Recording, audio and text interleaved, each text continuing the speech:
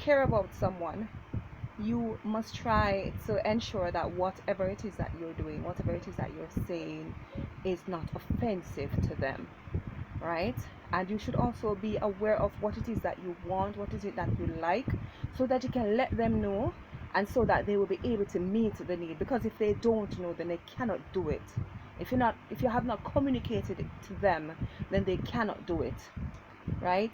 And when they have gone through the work of finding out who they are, what they need, and telling it to you, then you also need to show an interest by listening, and also making sure that whatever they ask you to do, you do it on one go or two at the most, because it takes time to get used to a new thing. Try and even show an effort that you're trying to change, to make sure that you are pleasing them, that they're happy, and that you are interested in continuing to have them to be a part of your lives. God made the earth. He did it in 7 days, and everything was fabulous. And he decided that he wanted to rest on one day. He did that on another day. He did that on another day. And I just want you to know that in the same way there is order in the way God does things, is the same way that there are order in the relationship that he has developed with his people Israel, because he wanted us to use all of these examples in the Bible as a way and means of knowing how to treat the people in our lives who we love and who we want to be a part of our lives. All right, so I act swiftly to demonstrate your love to people, the people in your life, everybody who you have allowed. Ensure that you have enough emotional resources to meet the demands of the relationship. If I don't have enough time to talk with you, let it be known that I'm working a lot. I don't really have a lot of time, but whenever I can, I will make a call back.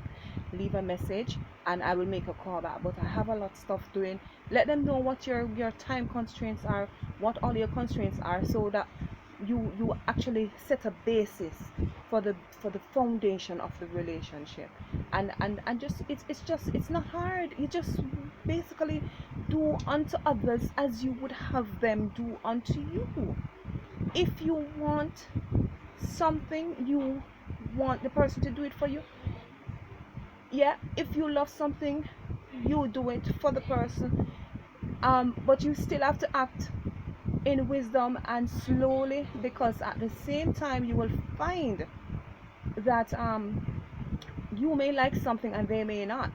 So you have to be careful in how you implement certain things, because there are things that you may like that they may not. So you have to be aware of these things. So it's an intricate thing, and I think it is the knowledge and the getting to know that really makes the relationship special. A lot of persons want to know everything before they come near you, and that doesn't really work, because you end up taking away all of the discovery and the adventure of the relationship if you want to get to that level. But it is encouraged that you make time to be with and to learn and grow and know about the person that you, and all persons who you have in your life. Make room for everybody, but have guidelines to say, you are my friend, we are only friends. I will see you at church. You may not get to talk a lot, but whenever I see you, know that if you want somebody to help you pray, I will pray with you, and we will pray together. We don't even have to go into any detail, but I will be there for you. You can have you do have different boundaries and different levels of that you set in place for persons that you have allowed to be a part of your life. So it is very important to set boundaries in your relationships. And I've gone I'm the main topic is relationship. Well, I've really gone over a number of different areas of the relationship, and it is something that is open for discussion. You may message, you can call, and we can talk about it, and you can have your own focus groups and you can discuss it. These are things you can discuss in your relationship when you have time that you want to spend and you're not really sure what to do. These are things that you can discuss, and get to know the person in a more meaningful way.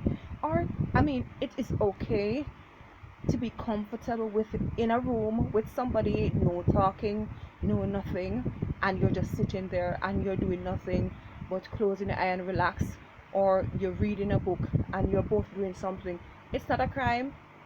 Actually, I love those times when you just really just practice in the presence.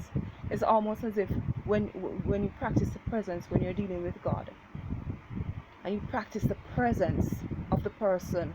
If I'm in a room with you and I can't be quiet, and you don't think that I'm trying to plot world domination and you want to find out exactly what I'm thinking, then probably there are roadblocks. Alright, so I mean, okay, I'm going to stop right now because I'm going off on a tangent and going places. But as I said, message called Sandra Carr-Moore. Take care of yourself. Grow emotionally, grow mentally, grow intellectually, grow physically, grow spiritually. Okay, peace.